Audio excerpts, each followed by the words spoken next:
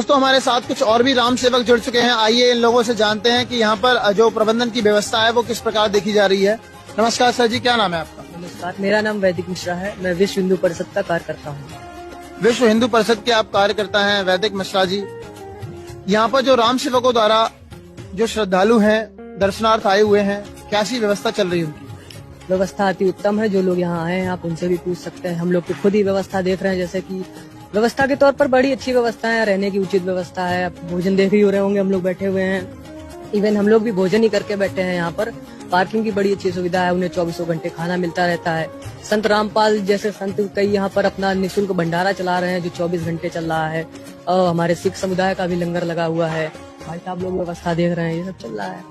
एक बात बताइए, ये जो भी लोग हैं श्री राम भक्तों के लिए आगे निकलकर कुछ न कुछ जो भी जिनसे भी जैसा भी सहयोग बन रहा है, जैसे संत रामपाल जी महाराज जी हो गए या अन्य भी लोग हैं जिनके बारे में आपने बताया, आप ऐसे लोगों के लिए क्या कहना चाहेंगे जो आज सनातन के साथ कदम से कदम मिलाकर खड़े हुए हैं? या सामाजिक जब भी बातें आती हैं, मैंने कुछ और भी देखा है, इनके कुछ और भी चल रहे हैं प्रोग्राम, जैसे नशा मुक्त भारत हो गया, दहेज मुक्त भारत हो गया।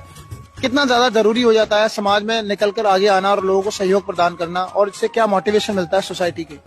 सोसाइटी को नशा मुक्त की क्रांति की आवश्यकता है, क्योंकि मैं खुद 18 साल का हूँ और मेरी क्लास में 46 बच्चे थे। 44 बच्चे आज नशा करते हैं। हम 2 लोग नहीं करते, पहला मैं हूँ, दूसरा वो सामने बैठा हुआ है। और उसके बाद रही बात दहेज की, तो एक मोटिव बन गया है कि हम शादी इसीलिए करते हैं, बोले अगर ये अकेला लड़का है तो बड़ा अच्छा दहेज मिलेगा। और अगर कोई लड़की का भाई होता तो उसे चिंता रहती है कि 18 साल की उम्र से उसके ऊपर प्रेशर दिया जाता है कि कमाओ बेटा, तुम्हें अपनी बहन के लिए दहेज इकट्ठा करना है। तो इन चीजों के खिलाफ आंदोलन होना चाहिए और बड़े स्तर पर होना चाहिए। और संत रामपाल जी का मैं व्यक्तिगत रूप से धन्यवाद देता हूँ कि अगर ये क्रांति सफल होती है तो मेरी खुद भी 2 बहनें हैं। मैं उनको अगर दहेज मुक्त की एक प्रक्रिया समाज में स्थापित हो जाएगी तो हम उससे बच जाएंगे। सर 9 करोड़ अनुयायी हैं, एक भी नशा नहीं करता। बड़ी अच्छी बात है ये तो। और भी अनुयायी, हम तो कहते हैं पूरे 100 करोड़ लोग जो हमारे ऐसे लोग हैं जो नशा से दूर रहते हैं, उनको सबसे उनसे जुड़ना चाहिए। क्योंकि देखिए, सनातन संस्कृति वैसे पहले नशा मुक्त थी, बीच में कुछ व्यभिचार उनमें जुड़ते चले गए। जैसे कि एक उसमें बॉलीवुड का बड़ा योगदान रहा है कि नायक को उन्होंने हमेशा ऐसे दिखाया है कि वो हाथ में वोडका का गिलास लिए रहता था, सिगार दाबे रहता था, फिर वो ट्रेंड बनता चला गया।